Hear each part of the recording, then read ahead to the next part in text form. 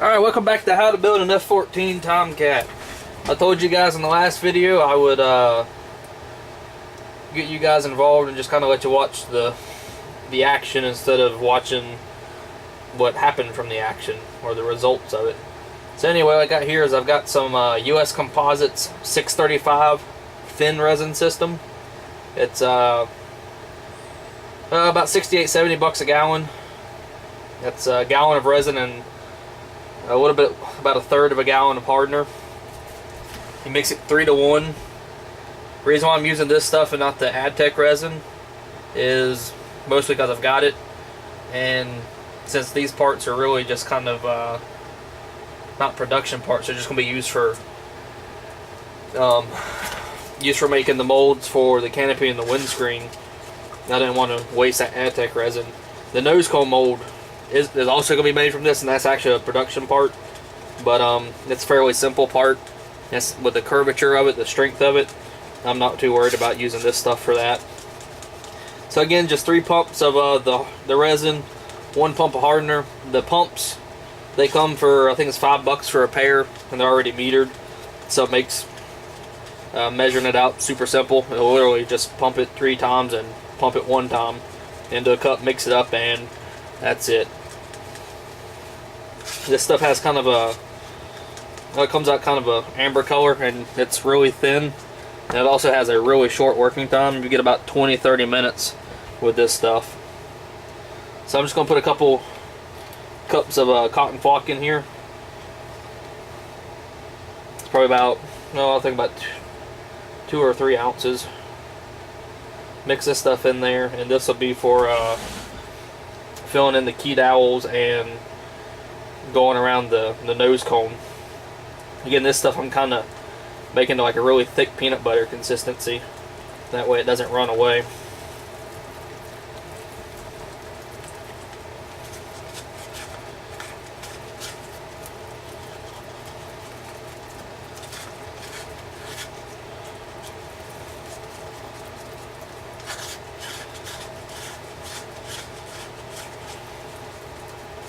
Kind of took me a little longer to get back to doing these molds than I wanted to, but the wife and the son came back from visiting the family, so I had spent some time with them. And I know I was saying something probably like a KC-10 or something as the next project, but me and another guy, we got started, kind of got to talking, and we're going to do a SU-27. Can't remember if I said that in the previous video or not. It's about 70 inches long, which makes it ideal for a pair of twin 90mm EDFs, or something like a single Wren MW44 turbine, or maybe even 2 twin JetCat P20s. So here we've got the mixture of cotton flock and resin. You see it's just kind of sags a little bit, but it pretty much holds itself on there. So I'm going to go ahead and go down and fill in the locating dowels on the canopy.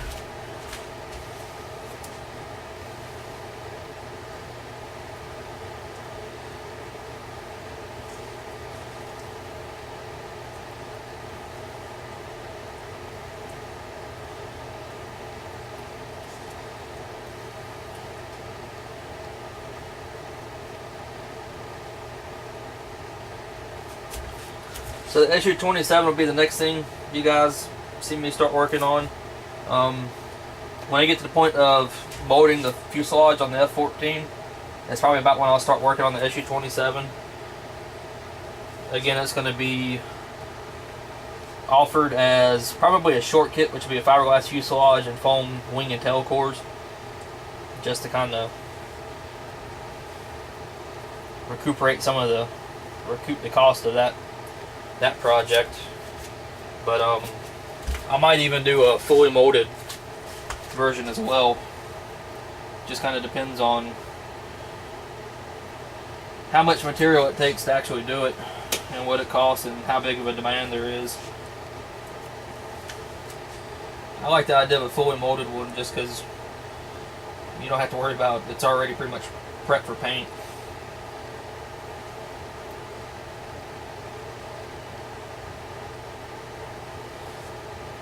and you can get all the surface detail and everything already into it.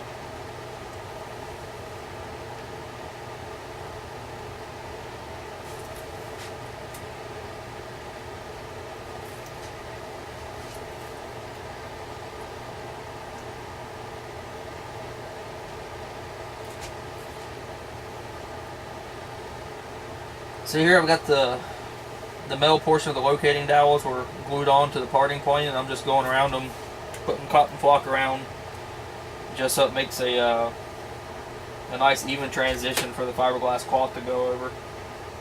Same thing with the corners, fill it with the cotton flock and all. It makes a nice smooth transition. If it wasn't for this stuff, the fiberglass cloth would really never get down in that corner. It would just kind of bridge it, and then you would have an air gap, and it would end up breaking over time.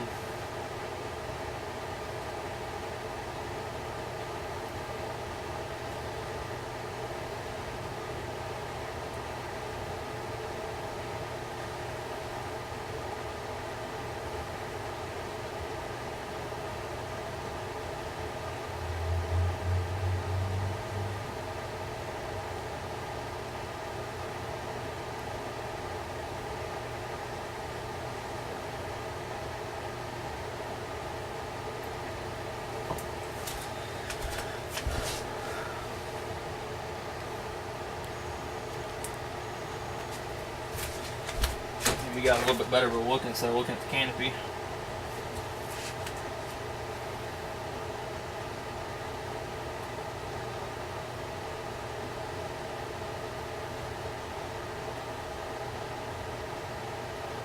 Now you guys are probably ready to see that fuselage start getting molded, and it's getting closer. I haven't gotten much work done to it since I started modifying the exhaust nozzle mounting area, but I'm gonna get to that as soon as I get some of this stuff molded. Mostly I want to get as much of this little stuff done as possible, and then I'll finish that fuselage, and that's what I'm saving my vacation time for, or at least some of it. So when y'all hear me start getting to the point of ready for a vacation, that's when we'll be getting close to it.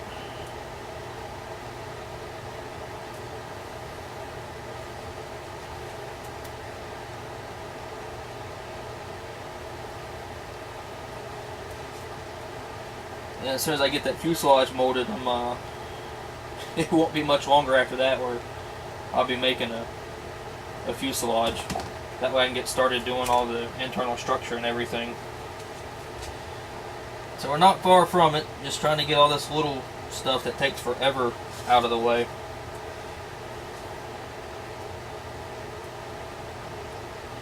Plan is to have this nose cone mold done this weekend. I've got to go out of town again this coming week for work. Go relieve some people in the Chesapeake, Virginia area, Franklin County and all that, of all the mosquitoes they've got from the hurricane that just went through. And then we'll be going down to New Orleans later in the week, and then get rid of some of their mosquito problems.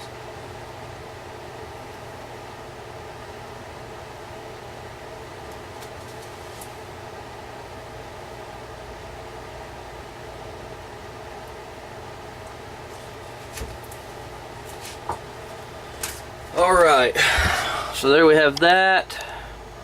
Zoom you guys back out and zoom back in on that canopy.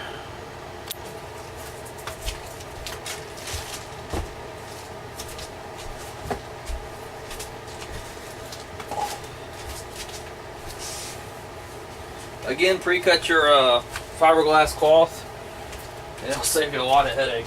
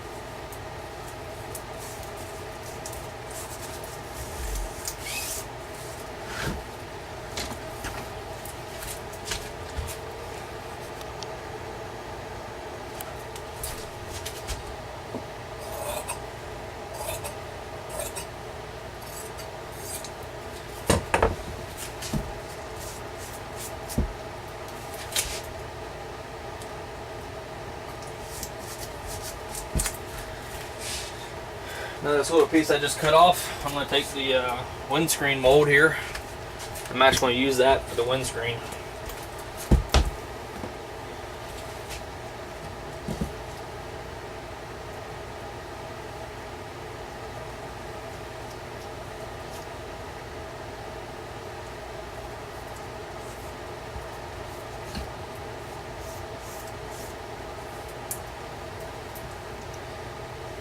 Here I'm just going to start in the middle.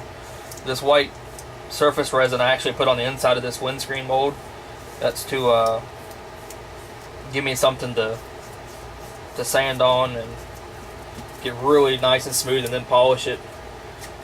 And since it's still tacky, I can just take this fiberglass cloth and I can literally lay it down without any wrinkles in it.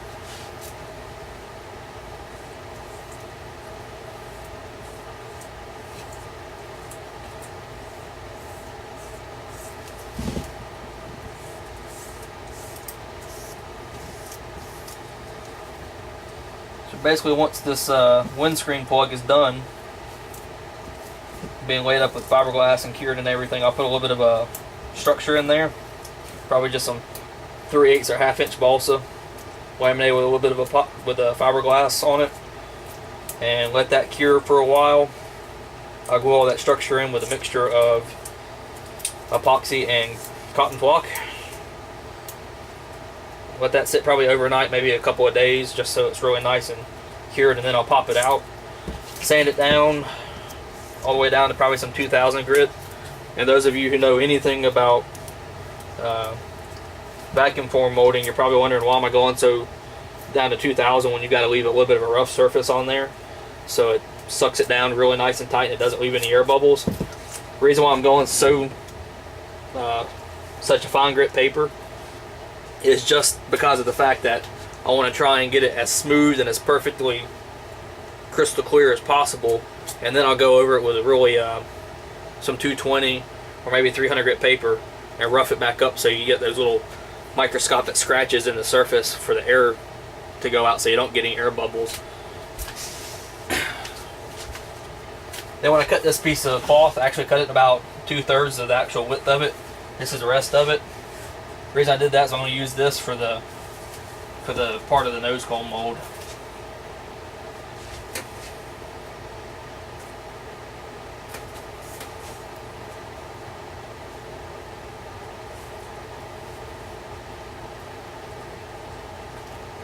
This particular 2-ounce cloth is really a tight weave, so it doesn't conform extremely well.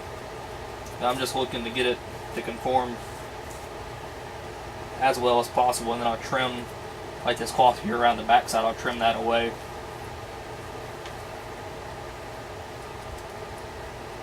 As I see fit to do.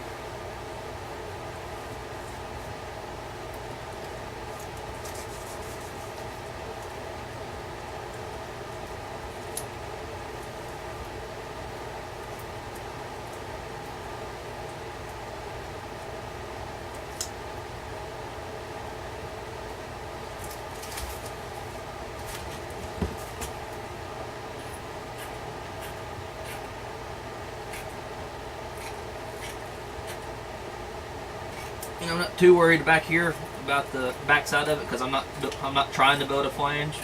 I'm gonna build a little bit of one, but it'll most likely all get cut away later on.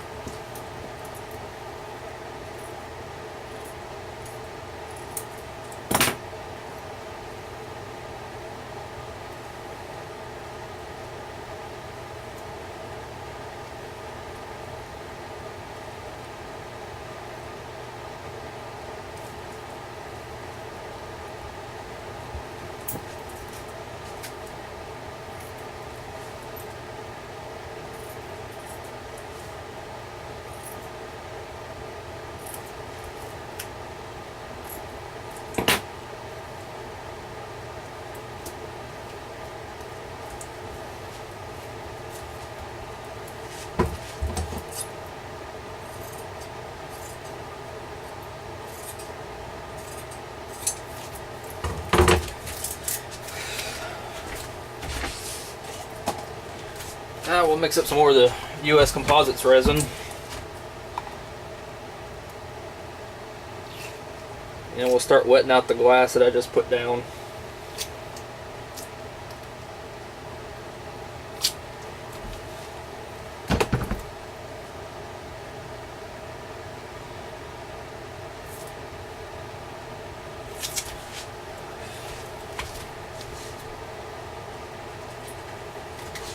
When I'm doing this real light glass cloth, I only mix about 100 grams of resin at a time when I'm using the Adtech stuff.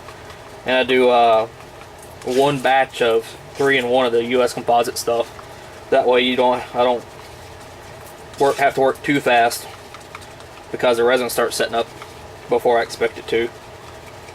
This 2-ounce stuff doesn't use a whole lot of resin, but when you get into that the 6-ounce and the 18-ounce tooling cloth, you can mix up 200 ounces or 200 grams of resin and you'll go through it pretty quickly.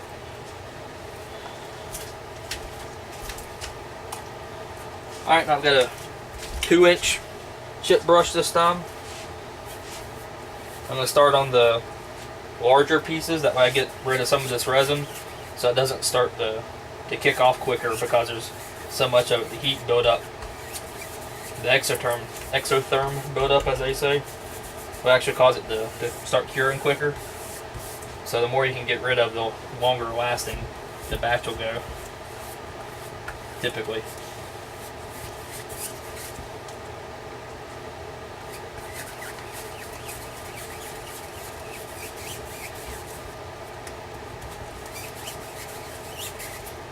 These brushes I got from Home Depot. It was like 10 bucks for 15 of them. Because I'm still waiting on that Harbor Freight order to get here. It's been about 2 weeks since I placed it now and it still hasn't shown up. Matter of fact, it just shipped today. So it's going to be another week. These brushes I'm really not all that happy with them. Even after trimming them down to about 1/3 of their length and just beating the crap out of them, bristle side down on a table, just trying to get any loose bristles out of it, the bristles they come out like crazy and they get in the resin, so I'm having to go around with a pair of tweezers and pull resin out of it, and they're horrible brushes. The 36 for $5 from Harbor Freight are so much better.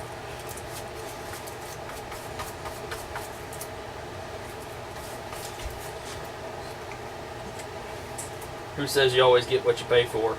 In this case, you get worse quality for a more expensive product.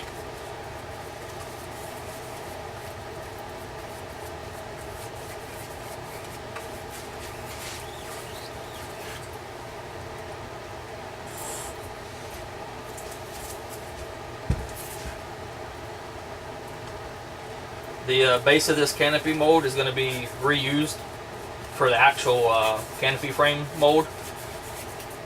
So I'm going to do a little bit thicker of a layup than I did with the actual top part of the canopy plug mold for the vacuum form part.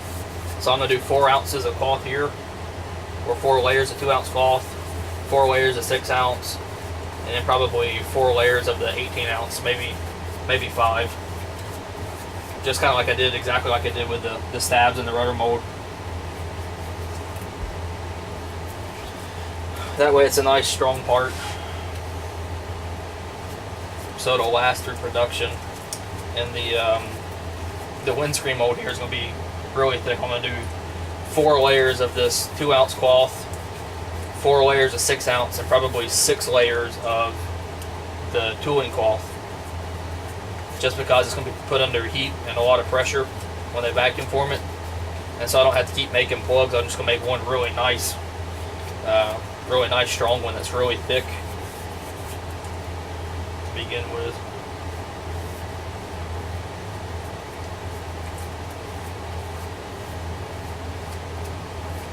Notice the cloth is overhanging on this. What I do is, probably before it's completely cured, I'll go along the back side of it here and I'll trim that with a razor blade while it's still green or slightly rubbery, and that will, it's easier to cut then than it would be if it's completely cured.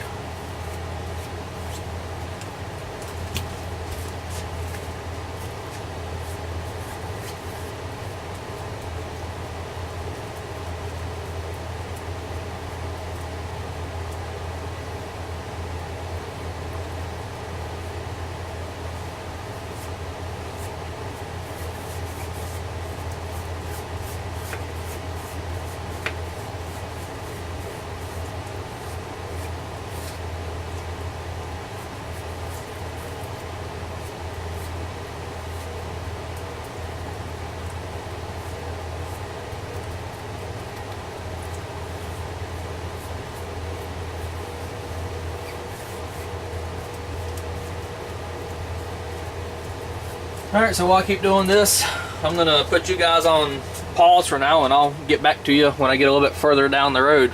Till then, we'll see you next time.